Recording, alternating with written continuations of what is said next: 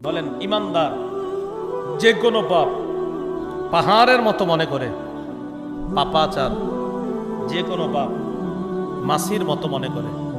সবাই এদিকে তাকান, দেখেন এক ব্যক্তির জোহরের নামাজ ছুটে গেছে, আরেক ব্যক্তিরও জোহরের নামাজ ছুটে গেছে। কয়জন হইল? দুইজন। এই দুইজনের একজন হলো ওই ব্যক্তি যার গত 20 বছর কোনো নামাজ ছুটে নাই, আজকে হঠাৎ জোহর কাজা হয়ে গেছে। সারাদিন তার খুব পেরেশানি, চেহারাটা কালো হয়ে গেছে। মানুষ ভাবতেছে ও মনে হয় 2-3 কোটি টাকা হারাইছে। ওলামায়ে কেরামও পেরেশান, ইমাম সাহেবও পেরেশান তার চেহারা দেখে। ভাই কি হয়েছে আপনার? বলেন না। বলে না কিচ্ছু। হঠাৎ ইমাম সাহেব ভালো করে ধরছে, আরে কি হয়েছে বলেন। চোখের পানি ছেড়ে দিছে, হুজুর গত 20 বছর আমার নামাজ ছুটে নেই, আজকে জোহরের নামাজ আমার কাজা হয়ে গেছে। এই হলো ইমানদারের হালাত। আরেকজন পাপাচার, তার অবস্থা হলো এই। তারে জিজ্ঞাসা করছেন তুমি জোহর পড়লা না? পড়ি নাই। কি হয়েছে? কালকে বলুন। কালকেও পড়ে নাই। কি পড়লা না? পড়ি নাই, কালকে বলুন। এইভাবে সে কোনো নামাজই পড়ে না। নামাজ পড়ো, শুক্রবারের নামাজ পড়ো। শুক্রবারেও জুমা পড়ে না। তখন আপনাদের এলাকার কেউ জিজ্ঞাসা করে ভাই তুমি তো জুমাও পড়লা না? পড়ি নাই, আগামী সপ্তাহে পড়ব। অর্থাৎ তার কাছে নামাজ পড়া না পড়া এগুলা কোনো ব্যাপার না। মাসি যেমন নাকের ডগার সামনে দিয়ে আসে আর যায়, এটা একটা মাসি আমার কাছে। আর ওই যে ইমানদার যার 20 বছর নামাজ ছোটে না, তাকে দেখলে আপনার মনে হবে যে এই দুনিয়ার সে সবকিছু হারায় ফেলছে এক ওয়াক্ত নামাজ কাজা হওয়ার কারণে। এটাই বুখারীতে আসছে।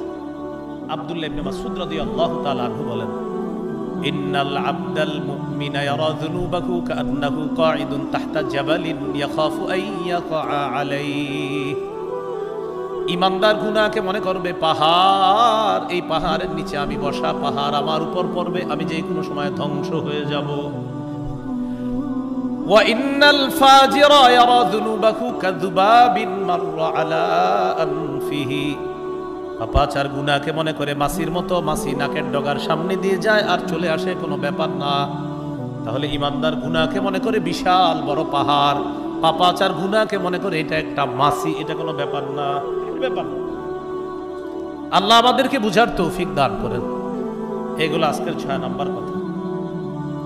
7 নাম্বার কথা, হাসান বসরি রহমতুল্লাহি আলাইহি বলেন, মা আবাদাল আবিদুনা বিশাইইন আফযালা মিন তারকি মা নাহাহুমুল্লাহু আন। আল্লাহর ওলি তার জীবনের শ্রেষ্ঠ যে ইবাদতটা করে সেটা হলো হারাম কাজ থেকে বেঁচে থাকা। এটা আল্লাহর ওলির জীবনের শ্রেষ্ঠ ইবাদত।